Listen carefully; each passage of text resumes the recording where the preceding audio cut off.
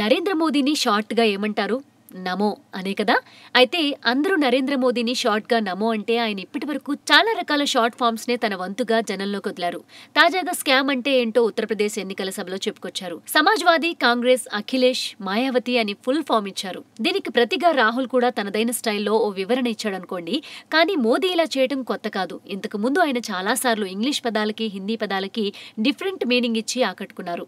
ముఖ్యంగా ప్రతిపక్షాల్ని short and sweet గా corner చేశారు. అవేంటో కొన్ని చూసేద్దాం. వికాస్ అనే హిందీ పదానికి మోదీ విద్యుత్, కానూన్, సడక్ అంటూ కొత్త అర్థం చెప్పారు. ఈ మూడు ఉంటేనే వికాసం జరిగేది అంటూ జనానికి హామీ ఇచ్చారు. ఇక ఎప్పుడూ తనపై విమర్శల గన్ను ఎక్కిపెట్టే అరవింద్ కేజ్రీవాల్ కి నమో ఇచ్చిన షార్ట్ ఫామ్ AK-49. ఇలా అనడానికి కారణం కేజ్రీవాల్ అప్పట్లో తొలిసారి ఢిల్లీ సీఎంగా 49 రోజులు మాత్రమే పాలన చేసి రాజీనామా చేయటమే. ప్రధాని హిట్ లిస్ట్ లో కేజ్రీవాలే కాదు, సోనియా అల్లుడు రాబర్ట్ వాద్రా కూడా ఉన్నాడు. ABCD అంటే ఏంటో చెబుతూ ఆయన ఆదర్శ్, బోఫోర్స్, కోల్, దామాద్ అన్నాడు. ఆదర్శ్, బోఫోర్స్, కోల్ అనేవి కుంభకోణాలు కాగా దామాద్ అంటే అల్లుడు. సోనియాకి అల్లుడుగా వాద్రా UPA హయాంలో స్కాములు చేశాడని జనంలోకి సమర్థంగా తీసుకెళ్లగలిగారు. పాకిస్తాన్లో 3 AKలు, జేజేలు అందుకుంటాయని కూడా ఓసారి సెటైర్ వేశారు మోదీ. ఆ AKs ఏంటంటే AK-47 గన్ను, AK ఆంథోనీ అనే UPA కాలపు భారత రక్షణ మంత్రి, AK-49 గా పిలువబడే అరవింద్ కేజ్రీవాల్. సబ్కా అనే హిందీ పదానికి మోదీ ఇచ్చిన వివరణ సమాజ్వాదీ, బహుజన్ సమాజ్వాదీ, కాంగ్రెస్ పార్టీలని.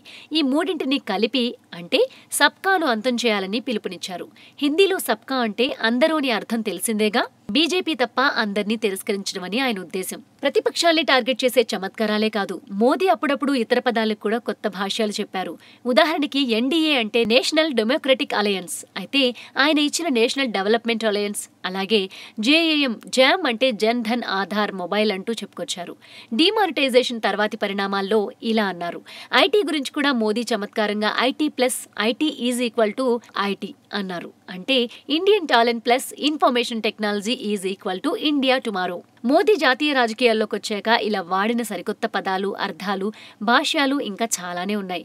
వాటిని వాడిన తర్వాత జరిగిన ఎన్నికల్లో వ్యతిరేక ఫలితాలు కూడా చాలాసార్లే వచ్చాయి. కాకపోతే అప్పటికప్పుడు మాత్రం స్పీచ్ వింటున్న జనాల్లో కొత్త ఉత్సాహం రేకిస్తున్నాయి. ఈ short forms and full forms Modi వాక్చాతుర్యాన్ని చాటుతున్నాయి.